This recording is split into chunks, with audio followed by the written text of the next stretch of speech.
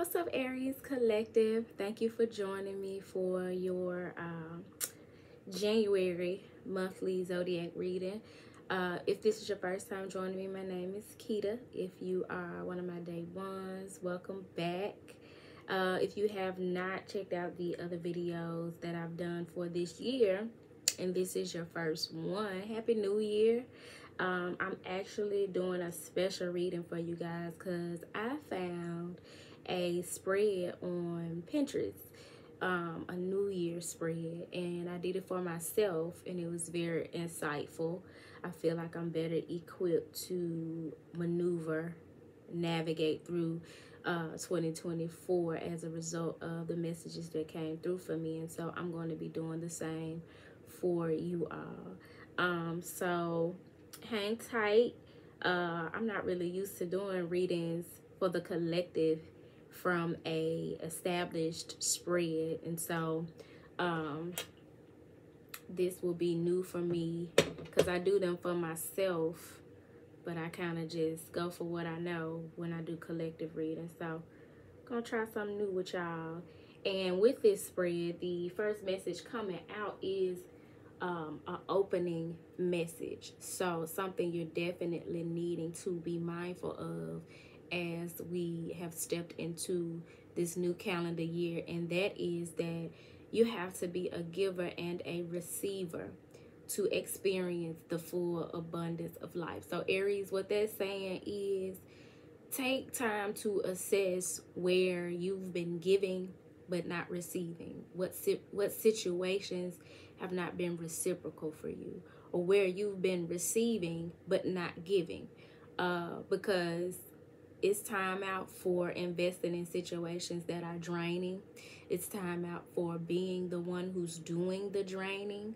And so you'd want to be mindful of situations where possibly you have friendships, family relationships, even how you invest in the community. Are you giving to those situations at a magnitude that you are receiving back? Are you pouring into people who pour into you?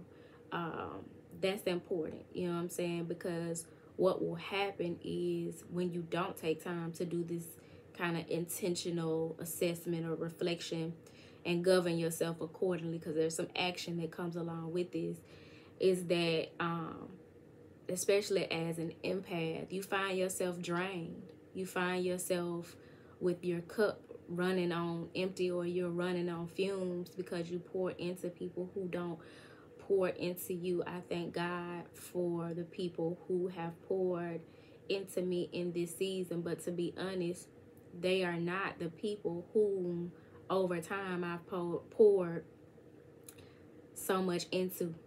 You know what I'm saying? Like, they've been newer connections that I've made, and they've been people whom I've poured into energetically, but not necessarily materially. You know what I'm saying? That pour back into me because they care about and hold in high regard the connection that we have, my well-being, that sort of thing. And God will put you in situations in this year for you to see just how people fuck with you, or to show you just how you fuck with people or you don't. And so you want to be mindful of that in this year, and keep in mind, and this is something you may want to journal. You want to grab your journal so that you can jot down some key themes for your year. This will be a great opportunity to do so. And one thing you definitely want to keep in mind as your opening message is that you have to be a giver and a receiver. Just off 411, because that's a message, important information coming through. You have to be a giver and a receiver to experience the full abundance of life. You have to participate in the cycle of life, giving and receiving. When you give out, it needs to come back to you. You know, especially for those of us who grew up in church, we're taught that, you know, we are to give people the shirt off our back, and our worth is tied to how much we give, do, and sacrifice for others, with no regard to how we are being poured into. Because don't worry about how you being taken care of or poured into or nurtured, because God got you. No, You want to align with connections and situations in this lifetime, where the law of reciprocity is held in high regard. Otherwise, you start to grow resentment for people. You feel used and abused. And so make sure we're making that a priority in the in this new year. And what will help you thrive in this new year is judgment. Answer your calling. Stay focused on your calling. Make some definitive decisions about what is coming up for you. In this image, you have which archangel is it that they say is in this card? I believe it's Archangel Gabriel. And I actually, during my prayer, have called in Archangel Gabriel into this space to help me bring forth the best message for you all's highest good before I laid out the spread. And so we got him showing up in the reading, calling what has been lying within you all up within us. Trust me, I'm right here with y'all, and I'm an Aries sun, as well as my Mercury is in Aries. And so, and I just saw 611, because this judgment energy is what's going to help us have better quality relationships in our lives, when we make some definitive decisions about the ones that we have, when we make some definitive decisions or judgments about what we will no longer accept and what it is that we do accept and welcome into our lives, when we answer our calling and therefore are energetically better aligned with soul family and people who are on our energetic frequency, who are like-minded and have soul missions that are in alignment with ours. So you want to make sure that in order to go from surviving and just going through the motions and accepting whatever comes to you and just trying to keep your head above water, to thriving, that you place the energy of judgment in high regard in this year. It's time out for the distractions. It's time out for us investing in situations that are not in alignment with our highest calling and our highest good. And some of this gonna hurt. As you can see here, these people who are being called up from the graves, what was not now dead or risen or rebirth, they're naked, which means it's going to require some vulnerability on our part. It's going to require that we surrender to rebirth, to a whole new life, a whole new world that is before us, and again is in alignment with our highest calling. So make sure that you are let me turn this phone on the function that allows it to not go blank on me, so I don't have to keep on turning it on to see what's next on the spread. Reinforcing the message that this came through, Aries, from a different deck, because I used 3 different decks for this spread, and then I got something to clarify with should I need to, right?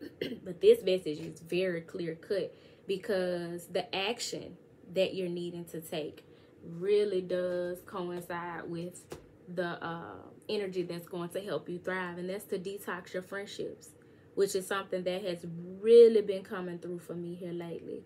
And it is amazing to me how, as I step forward, shining my light even bolder, like turning the wattage up, sharing with the collective my good news or my good energy or what's going on in my life, the advancements that are taking place for me. I'm noticing energies who, when I was down, when I was fucked up out here, when I was like blatantly needing whatever help or assistance the collective, especially my close people, my inner circle, those people who I've invested in materially and energetically, they was nowhere to be found.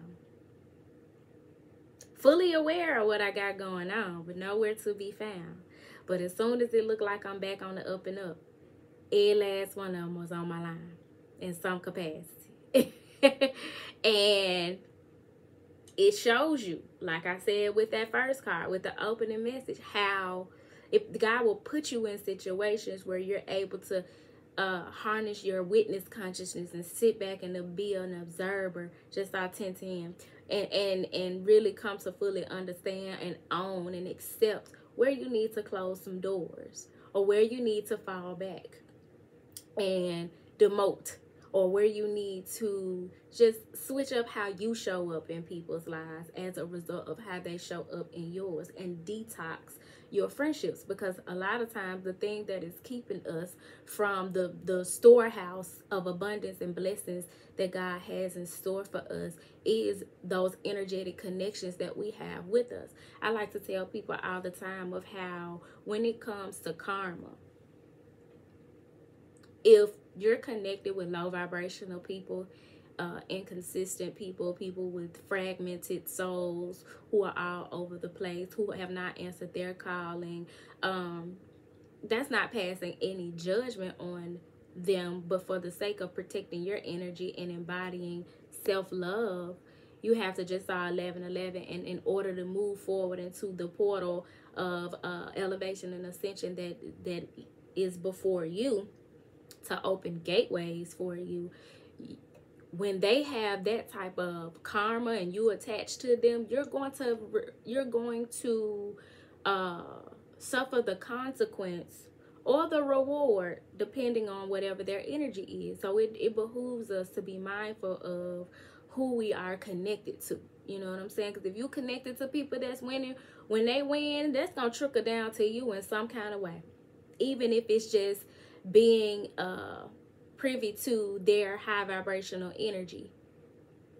If my best friend, whoever, I don't really consider somebody a best friend right now, to be honest. Like, I have people who I'm close to their family, but I'm just saying in general, we ain't talking about me.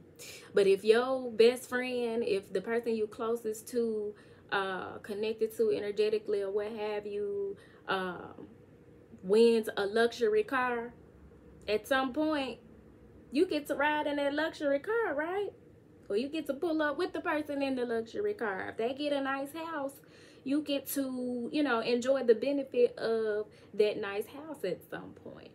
The people around you, that shit matters. You know what I'm saying? If your people get a great job, then they connecting with people who could possibly help you. They could connect you with. You know what I'm saying? If they win some money, they might give you some. They might take you out to eat. It's gonna benefit you in some way, whether in the physical or energetically. So that is why we are definitely needing to detox our friendships, because we will find when we're doing these assessments of our connections that a lot of these people are draining. They're draining. They have outdated beliefs and patterns, and they're just not on your level. And it's okay to be able to acknowledge that without feeling like you got to put people down and look down on them. You know what I'm saying?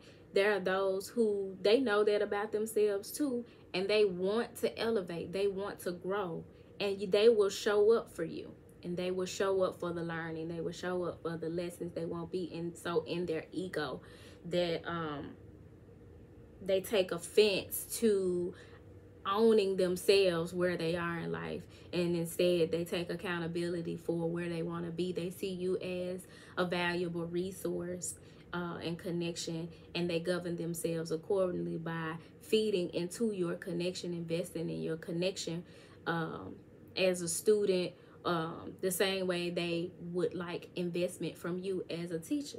So it's just important that we be mindful of those things. And it says your abundance flow is being affected by the people with whom you're spending time. So be discerning about your associations and relationships. Choose to be with people who are inspiring, generous, and supportive. I had something traumatic happen to me a few months ago, and when it happened, after the initial shock of it, I got to my altar because I was like, ancestors, what y'all trying to tell me? What y'all need me to do? How has this come to serve me? What lesson am I meant to learn? And just off 1441, this may include twin flames, or the way we mirror one another in some way. But this card came out. detox your friendships. My abundance flow has been being affected by the people whom I've surrounded myself with. A lot of which thrive in poverty consciousness, grind culture, just low vibrational, male identified women, hell, patriarchally abusive men who abuse their power as masculine energies in the collective, or just people whom I am growing apart from. You know what I'm saying? I'm growing into a different direction from. And so it is my priority, my responsibility to detox those friendships so that I can open those roads that have been blocked. And I'm also, I don't know if you guys can see the smoke, but I'm actually burning a open road incense, a road opening incense, because that is my deepest desire for the collective in this season, that we open those roads that have been closed, be it generationally or consequentially, circumstantially, be it in our emotions, our finances, whatever it is. I desire for all of us that we do the work, learn the lessons, and gain the wisdom, and tap into the resources to open those roads. And so it all starts energetically. So here I am with you guys, co-creating to do the work to open those roads that have been blocked in our lives. And this card here is telling us those roads have been blocked in part because of the connections that we've been holding on to, that we value, that have not valued us, or that no longer align with us. And that don't just that's not just specific to friendships. It is also significant to your family relationships too. If the relationship does not come to serve you, do not discriminate. A lot of those disconnections that you're needing to make, it's gonna be hard, but you have to consider yourself worthy. You have to consider that it's a part of you taking back what the locust has stolen. And so in order to get that which you deserve and that God has in store for you, it's part of the plan. You're gonna have to trust the process and know that you have people like me here to support you in that way, because at this point, honey, I have cycled in and out people so much, people who I have loved and adored and invested in and seen high hope and longevity for. I've done that so much that I'm definitely a great resource for support in those types of situations. So feel free to inbox me at turquoisemajesty@gmail.com in that regard. So then we have let go. What do you need to let go of? You're needing to let go of this Ace of Swords energy of being in your head or being too logical about things, or needing in terms of your approach, or feeling like you need to know the outcome or have clarity about things in order for you to move forward or be open to it. The Ace of Swords, it comes to serve you, but if you trip over a sword, you can hurt yourself. You know what I'm saying? And this is a sword being given to you by the divine in divine timing. And so accept that there are some things that you don't know right now because you don't need to know. They're not clear to you right now because they don't need to be clear to you right now. So you need to let go of your need to know it all at this point. You know everything that you need to know right now that will serve you, and everything that you need to know going forward is going to come to you in divine timing. So your main focus in 2024 is the Chariot. Success, forward movement. What is in alignment with victory for you? Your willpower, your drive to move forward toward your end goal. What is the end goal? If you have, you ain't got to be clear on what it needs to look like. Again, you got the Ace of Swords being what you need to let go. So you're taking this journey towards success and enjoying the scenic route. Staying focused on what it is that you desire and the outcome that you desire, and not being distracted by things outside of that, tunnel vision. And here you have a black sphinx and you have a white sphinx. And that is your dual nature coming together, moving in the same direction, no longer your energy being fragmented, distracted. You say you want marriage, but you investing in fuckboys. You say you want a business partner, but you investing in people who are for the streets and not focused. You're trying to do shit and build shit with people who are not in alignment with what it is that you want, your heart's desire. So you definitely want to tap into this Chariot energy represented by the number 7 here. And it's also a major arcana. So you got the major arcana of Judgment and the Chariot card, meaning these are major things for you in this year. It's not something that you want to take lightly. Then you have new opportunities. New opportunities are coming in for you all, for us. But we have to have the courage to ask for and accept help. So many of us, especially as a result of our upbringing, have been raised to be super independent. Do you know what that means, man? Just out 2112. Again, this may speak to the twin flame journey. But whatever the case, ask for what it is that you are needing.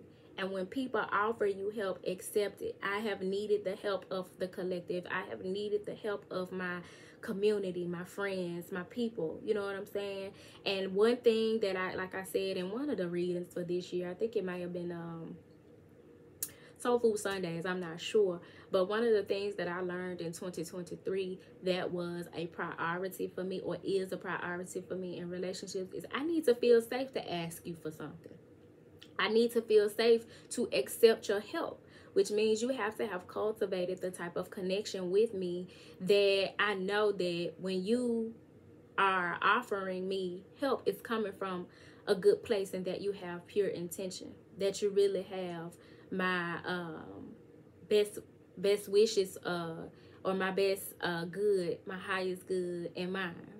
I have to know that you're giving from a good place, and it's not from a manipulative place. It does not, your giving does not come with you projecting your fears or insecurities onto me, or feeling like I'm in a space where I'm down, so that is your green light to kick me while I'm down, or to exalt yourself. You know what I'm saying? We're needing to learn and dive deep into especially our inner child wounding, so that we can accept and ask for the help that we need. Because God will bring the people in, will bring the resources in. And it's not just about people in your 3D reality. Also leaning on your spirit guides and your ancestors, just our 111. These new beginnings that are coming in for us are going to require that we be more communal, that we connect with kindred spirits. If your schedule is busy and you prioritize doing one thing, and you're suffering in another area of your life, be it home, you working so much that things around the house are suffering, or you doing so much around the house that your health and well-being is suffering, pull your support from the people around you. And if you don't have people who you feel comfortable with, safe with, asking, and you know that they got you, if they got it, you got it, then you need to call on your spirit guides and your ancestors and the divine ultimately to ask for what it is that you need, so that it can be delivered to you. But get rid of that poverty consciousness that says that you got to do it all by yourself, and you can't lean on nobody for nothing, because you can't trust nobody, and don't nobody fuck with you. If that's the case, you needed to take a deep look at yourself and to see how you've been showing up in your connections. Again, you have to be a giver and a receiver to experience the fullness of abundance. So this says, asking for help is a sign of strength, as is accepting it as it is offered to you. Very often when you ask God for help, prayers are answered through other people. Be sure to accept this assistance as well as give it to others as you are guided. Pray without ceasing. What the Bible say, the effectual fervent prayer of the righteous availeth much. Pray about it and watch how God deliver it. And even more than, or not even more than, but in conjunction with praying, if you know you got people you can lean and depend on, ask for what you need. They either gonna tell you yes or they gonna tell you no. And if it's somebody you can trust, they're telling you no because they don't have it or they can't for some reason, and that's okay. There should be no love lost.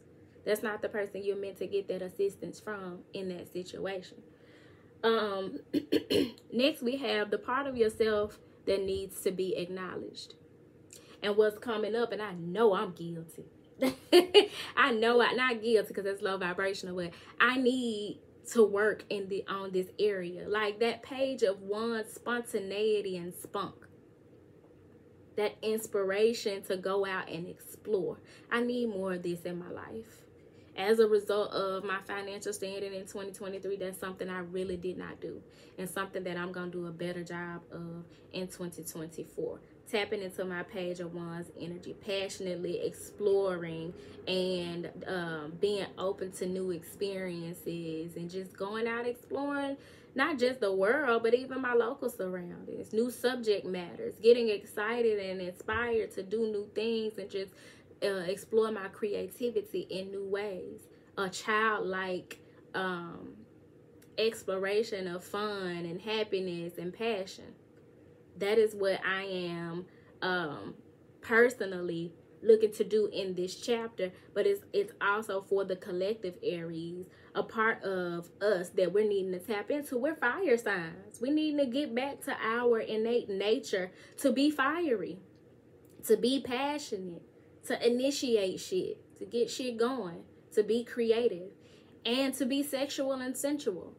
So you definitely want to tap into your fire energy in this season, and to prioritize that. You want to work with fire, whether that's working with a bonfire or wearing some fiery oil. You can take a spiritual bath, working with the element of fire. You definitely want to work with candles and do candle work, working with the energy of fire. Sex magic is working with the energy of fire, but you want to tap into your page of Wands energy, which means like page of Wands is like I ain't necessarily committed to none of this, but I'm excited about trying a bunch of shit to see where my passions lie.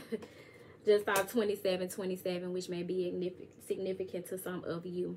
And then we have your best approach to challenges, because in this year, challenges are going to come. One thing that kind of irked me about the new year is how people talk about this is going to be a good year for me. And no, every year has its goods and its bad. Some have more than others. You know what I'm saying? But every year is going to have its ups and its downs. So when you reach those mountains or those hurdles, those challenges, you're needing to keep in mind that we are always amidst one of the following dynamics. Another one you want to write down, because at some point you're going to need to refer back to this. One is conviction and not knowing. Two is balance and disequilibrium. So balance and imbalance. Three, receptivity and refusal. You're always going to be in a position where you're either needing to be receptive, or you're needing to refuse something, or you're in refusal or receptivity. And there's a book I actually said that I'm going to pull out some of the books in my library and create a stack of books that I am intentional about reading this year. One thing about me, I don't finish no book. I will book hop like a motherfucker, but I have talked to people in the collective who have told me that's actually a common thing relative to ascension, where you get what you need when you need it and then you move on to the next thing. And so sometimes that does not involve committing to a whole book from beginning to end, and that's okay. But one of the books that I'm going to put in that stack is called is it The Art of Receiving? Being open to receiving, something like that. Because I'm definitely one of those people whom, as a result of my inner child wounds, has struggled with receptivity. I've made some major strides in that area, so I'm definitely proud of myself. But that's something to be mindful of. And then also holding on and letting go. We're going to find ourselves at different points along the journey. You may want to take a screenshot of this and write it in your journal as well. But we're going to find ourselves in points along the journey where this is the case. We're within one or more of these dynamics, and we're needing to get clear on which ones it is, so that we can move the needle on that situation, and get clear about how to overcome the challenge. So the closing message here is, your ancestors got you. My ancestors got my front and my back. Like I said, ask for what you need, because many of us have ancestors just waiting on permission to make some shit shake in our life. If you do not know how but are interested in working with your ancestors, again, let's get a consultation scheduled. Hit me up. Email me at turquoisemajesty@gmail.com. I can teach you how to set up your ancestor altar, give you some tips and tools that will be helpful in prayer, and also just kind of help you with following your intuition on ways that they want to work with you, or want you to set up your altar, want you to start a prayer regimen, and work with them in some way. So Aries, I hope this message found you well. If it did not find you well, I hope that it leaves you well. Again, a very happy new calendar year to you all. I think this is a very good starting point as you all move into the new astrological year, which starts in spring. So by the spring equinox, if you have adhered to this message, you will have made some strides to see the seeds that you've planted blossom, spring forward. So until next time, y'all, peace.